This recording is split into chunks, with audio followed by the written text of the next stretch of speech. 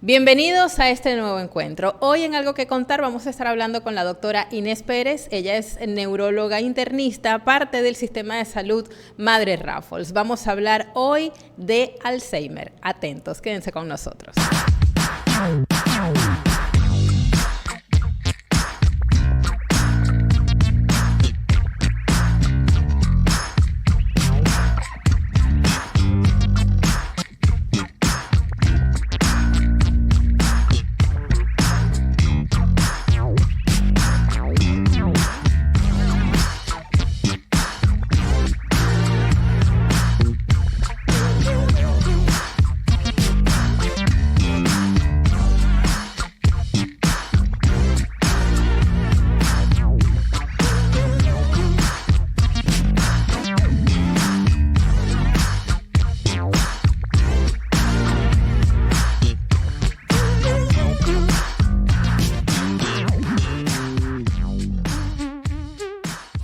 Doctora, gracias por estar aquí en este espacio, Algo que Contar. Bueno, aquí hablamos un poquito de todo y hoy, por supuesto, teníamos que dedicarnos a la salud y a un tema tan sensible, porque cuando decimos Alzheimer muchas veces nos preocupamos, no sabemos si tenemos predisposición a sufrir de esta enfermedad. Vemos historias de personas que tienen la enfermedad y que su familia de verdad se ve muy afectada, pero es importante saber primero qué es el Alzheimer.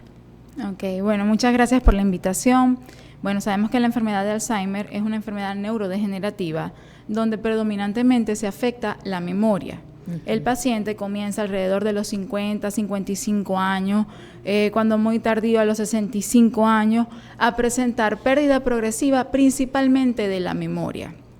En esta enfermedad hay un deterioro de la función neuronal porque se introduce en la neurona, se comienza a acumular proteína tau, se forman ovillos neurofibrilares que van a interferir con la sinapsis, es decir, con la conexión entre una neurona y otra. Eso es lo que pasa, y disculpe que la ataje aquí, eso es lo que pasa en el cerebro químicamente, y nos dice que ocurre de los 50 a los 55 años. Sí, entre los 50 a 60 años. Ya se pueden presentar estos síntomas. Exactamente. Usualmente la persona con enfermedad de Alzheimer suele ser una persona que, si se quiere, sana, que no es diabética, no es hipertensa y comienza con la alteración de la memoria. Sin embargo, debemos tener en cuenta en nuestro medio que no solamente está la enfermedad de Alzheimer, hay otras causas de deterioro cognitivo que, de acuerdo a la última actualización del libro de los trastornos mentales, que es el DSM-5, el término actual es trastorno neurocognitivo mayor y menor.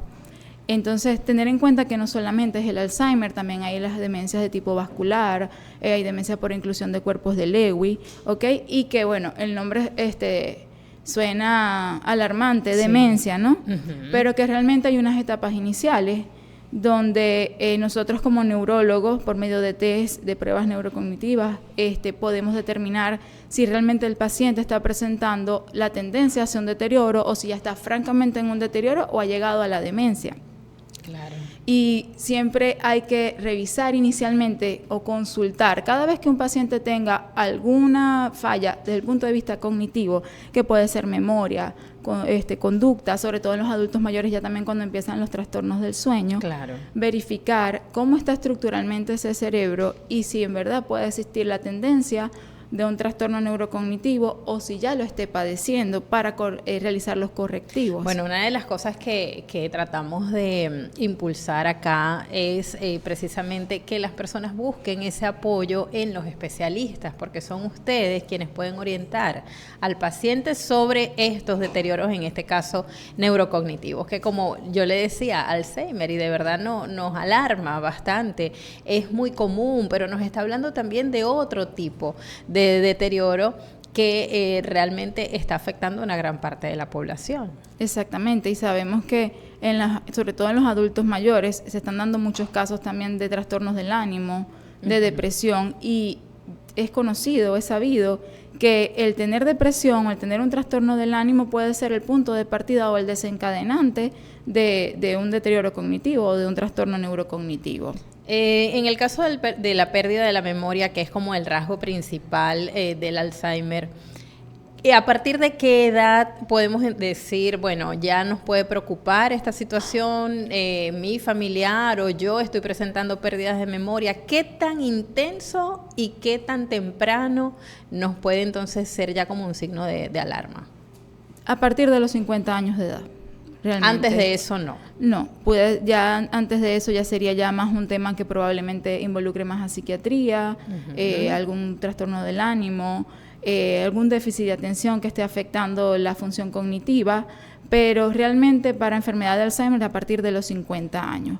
Y ya más adultos mayores, o sea, decimos 80, 90 años, ya podremos decir ya hacia el tema de la senilidad, claro, tema más vascular cerebral y no propiamente enfermedad de Alzheimer. Por otra parte, existen pruebas genéticas para determinar si una persona es propensa a tener enfermedad de Alzheimer o no. Ah, pero esto es muy interesante, sí, importante. Sin embargo, con respecto a las pruebas genéticas, no es un 100%.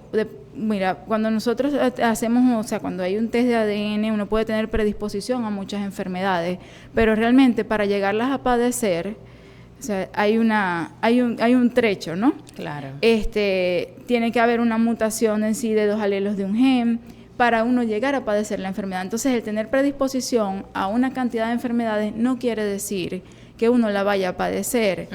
Y tiene que ver el estilo de vida, tiene que ver qué tan afectado, cómo esté ese gen en la cadena de ADN para que la persona lo padezca o no. Así que no es una regla, no es que si yo tengo la predisposición o tengo familiares que padezcan la enfermedad de Alzheimer, yo lo voy a tener.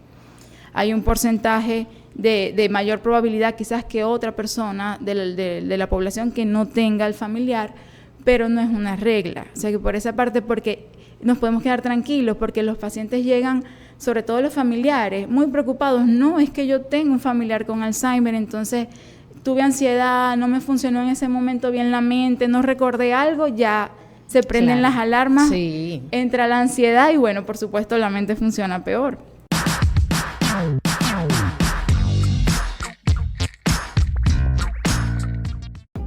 Hola, soy la doctora Vanessa Zambrano, cirujano cardiovascular. Tengo más de 15 años de experiencia atendiendo enfermedades venosas, arteriales, pie diabético, aneurismas, implantes de marcapasos, catéteres, y te puedo atender de lunes a viernes en la Clínica Sucre.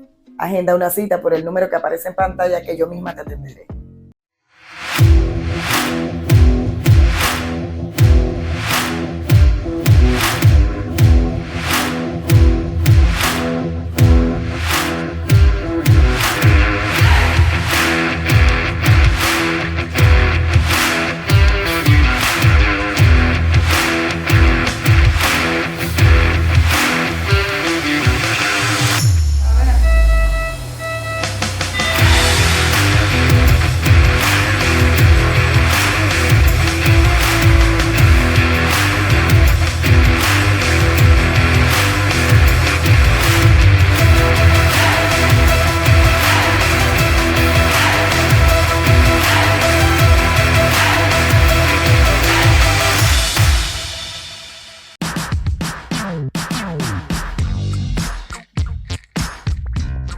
Sobre todo los familiares, muy preocupados. No, es que yo tengo un familiar con Alzheimer, entonces tuve ansiedad, no me funcionó en ese momento bien la mente, no recordé algo, ya se prenden las alarmas, sí, entra la ansiedad y bueno, por supuesto la mente funciona peor. Y me asusto más y bueno, Es una serie de comportamientos que luego, bueno, pueden desencadenar en una enfermedad, pero no necesariamente en esta, ¿correcto? Exactamente. Y hay que tener en cuenta que generalmente entre 1 a un 5% de enfermedad de Alzheimer puede ser hereditaria. Se habla de que ya de un 90-95% es esporádica, o sea, el primero en la familia. Okay. Hay personas como... 90%, más del 90%. Es esporádico, exactamente, que no había nadie, no había antecedentes y una persona lo inició con la enfermedad. Claro. Entonces ya por allí también nos podemos, la población en general, dar más tranquilidad de que no necesariamente porque un familiar lo padezca, lo voy a tener. Es un tema muy sensible, ¿no? Por eso esa es una palabra que realmente siento que define la enfermedad, porque entonces se ve afectado en nuestro familiar, el paciente, en este caso para ustedes, pero también la familia. Involucra de verdad una cantidad de cambios de rutina, de cuidados, de atenciones a esa persona. Entran en juego también los cuidadores, que son esas personas responsables de la persona que tiene la enfermedad, y ver cómo tu familiar va perdiendo quizás esas capacidades de hacer sus cosas, de valerse por sí mismo, la hacen una enfermedad bastante sensible, y por eso el tema de estar informados. ¿Hay algo que se pueda hacer para de pronto revertir o atrasar si tenemos esa predisposición a sufrir la enfermedad? ¿Qué podemos hacer en cuanto a estilo de vida? Bueno, estilo de vida, procurar mantener una dieta antiinflamatoria, evitar el consumo excesivo de gluten, de trigo, hacer actividad física regularmente, no dejarnos absorber por completo del trabajo y llegar hasta la fatiga mental y al estrés sostenido, porque eso también nos puede, a la larga puede también conllevar a este tipo de afecciones. Procurar tener una vida donde podamos, como les digo, disfrutar, realizar actividades en conjunto, con amigos, porque he visto mucho que los pacientes, sobre todo los que son a veces hasta los más estudiados, están incluidos en una rutina de usar la mente, ¿ok? Y llega un momento donde como que se fatigan y muchos dicen, no, pero es que hablaba 5 idiomas y escribió no sé cuántos libros, y bueno, el conocimiento no exime de padecer este tipo de enfermedades. Y por supuesto realizar juegos, mantener la mente activa. El cerebro se puede entrenar, lo podemos preparar para fortalecerlo, para de pronto mejorar esas capacidades, como esas personas que de pronto hablan 5 idiomas, que escriben mucho, que estudian mucho. ¿Eso nos ayuda a fortalecer? Sí, da una reserva cognitiva, ¿ok? Va a hacer que los síntomas, si se quiere, no retrasa un poco el llegar a la demencia, porque hay más herramientas desde el punto de vista cognitivo como para defenderme, ¿ok? Si ya de pronto mi mente no está dando para recordar algo puntual, algo en el momento, por ejemplo, ¿dónde dejé el bolígrafo? Y mi mente no me dice, lo dejaste en el escritorio, o sea, no lo recuerdo. Pueden elaborar estrategias. Por ejemplo, yo voy a colocar el bolígrafo en el escritorio porque es donde escribo, lo voy a tener a mano. Entonces, si yo digo, ¿dónde está el bolígrafo? Y no recuerdo, mi mente no me dice en el escritorio, pero entonces empiezo con el análisis que le hice al bolígrafo, que lo voy a dejar en el escritorio. ¿Y dónde era? Donde escribo. Entonces, por supuesto, el paciente que tenga más reserva cognitiva puede funcionar mejor a pesar de la deficiencia. Por otra parte, también es bien sabido que hay ciertos factores como la obesidad, bueno, el COVID lo han metido en todo, el COVID también es un factor predisponente. De eso quería hablar, porque le iba a decir, parte de las secuelas del COVID, y que el COVID sigue presente, ya bueno, no con tanta intensidad y con tanto desconocimiento como hubo en ese momento, era precisamente fallas en la memoria. Y la gente se preocupaba, y realmente lagunas mentales, hay cosas que la gente no recuerda que hizo en cierto periodo de tiempo luego de tener la enfermedad. Eso no nos predispone. Sí. Sí nos predispone. ¿Por qué? ¿Qué pasó con el COVID? Había temor, había terror, había ansiedad, había depresión, a lo que faltaba poco la respiración, sentían cierta dificultad respiratoria, me voy a morir. Pánico. Y bueno, exactamente. Entonces, había un tema emocional de por medio que hacía que la mente no funcionara al 100%, y eso podía llevar a que no recordara. Las primeras fases de la memoria es la atención.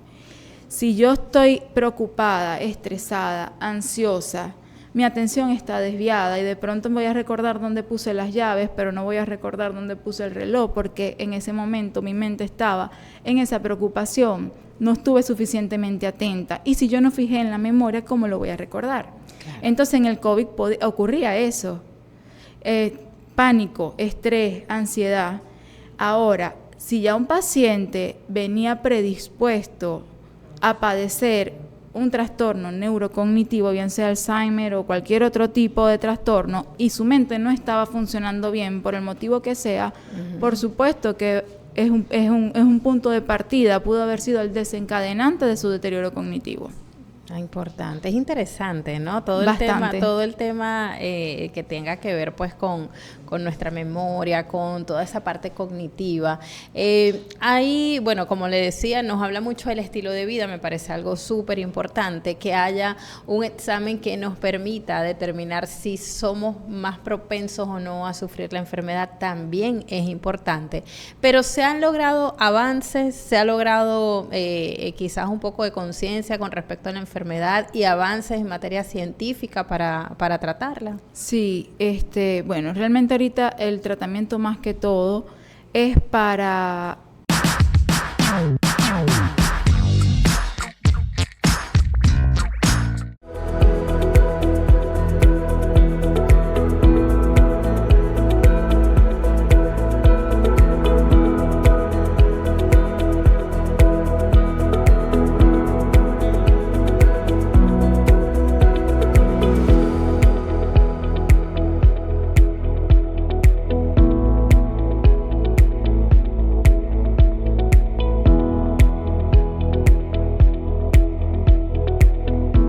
En Madre Raffles estamos contigo hoy, mañana y todos los días.